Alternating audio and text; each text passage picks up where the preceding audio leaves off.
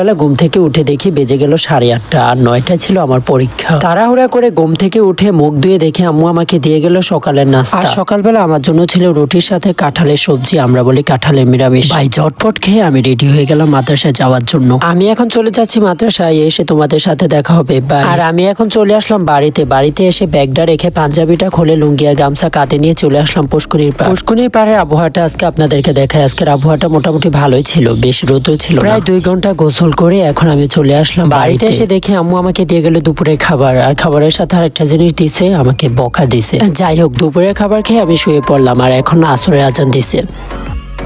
আসরের নামাজ পড়ে আমি বসেছিলাম আমার ভাইয়ের দোকানে। ভাই একটু বাজারে গেছে, আমাকে বললো আমার দোকানে একটু বসতে দেন। আর এখন সন্ধ্যা 7টা, আমার লাগছে খিদা, তাই ফ্রিজ খুলে দেখতেছিলাম ফ্রিজে কিছু খাবার আছে। ফ্রিজ খুলে দেখি ফ্রিজের মধ্যে কোন আইসক্রিম কিভাবে আসলো ফ্রিজে। আইসক্রিম খুলে আমি খাওয়া শুরু করলাম। আমি আইসক্রিম খেতে থাকি। তোমরা মিনি ব্লগ দেখার জন্য